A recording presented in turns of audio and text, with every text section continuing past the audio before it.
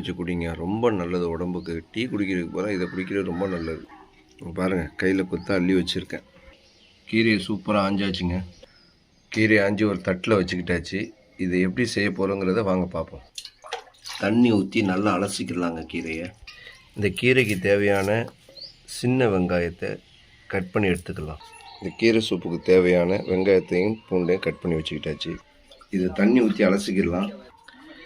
உரலில் இந்த சின்ன வெங்காயத்தையும் பூண்டையும் வச்சு தட்டிக்கலாம்.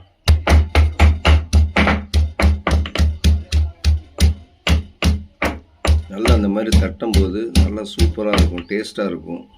முழுக்க முழுக்க இயற்கையாக உள்ளது தாங்க. இது சட்டியில் போட்டுக்கலாம். அப்புறம் நல்லா கழுவி வச்ச இந்த கீரையை போட்டுக்கலாம். அப்புறம் மஞ்சத்தூள் கொட்டிக்கலாம்,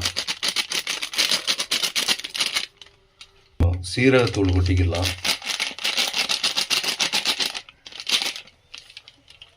தண்ணி ஊற்றிக்கலாம்.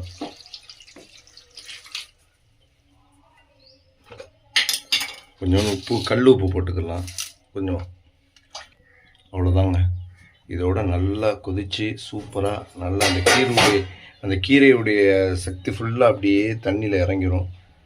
அதுக்கப்புறம் அந்த கீரை சாறையும் சாப்பிடும்போது, காலையிலே வெறும் வயிற்றில் சாப்பிடும்போது உடம்புக்கு ரொம்ப பல நோய்கள் நம்மளை விட்டு போகுங்கிறது தான் ஆரம்ப காலத்துலேருந்து சாப்பிட்டவங்க சொல்லியிருக்காங்க.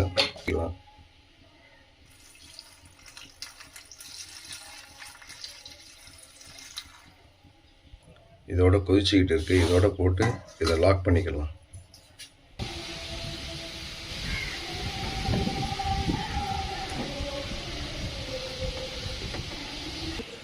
நாங்கள்லாம் வீட்டில் சொந்தமாகவே நாங்கள் முருங்கைக்கீரை மரம் வளர்க்குறோம். எல்லார் வீட்லேயும் இந்த மாதிரி வளங்க, ரொம்ப நல்லது. இங்கே பாருங்கள், எங்கள் வீட்டிலேருந்தே பறிச்சது தான். ஓகே கைஸ், இப்போ முருங்கைக்கீரை சூப்பு நல்லா வெந்துருச்சு. ஓப்பன் பண்ணி பார்ப்போம். ஆஹா, கபன்னு உனக்குதுங்க, வேறு லெவல். இந்த மாதிரி இயற்கையான முருங்கைக்கீரை சூப்பை குடிக்கும்போது உடம்புக்கு ரொம்ப ஹெல்த்தியாக இருக்கும். எப்படி சூப்பராக இருக்குங்க, செம்ம டேஸ்ட்டுங்க. இந்த சாரில் தாங்க ஹெல்த்து கடுமையாக இருக்குது. கீரை சாப்பிட்டா கண்ணுக்கு ரொம்ப நல்லது, வயிற்றுக்கு நல்லது, நல்ல ரத்தம் ஊறும், கண் பார்வை நல்லா தெரியும். ஓகே கைஸ், நம்ம சேனலை சப்ஸ்கிரைப் பண்ணுங்கள், லைக் பண்ணுங்கள், ஷேர் பண்ணுங்கள், கமெண்ட் பண்ணுங்கள். தேங்க்யூ.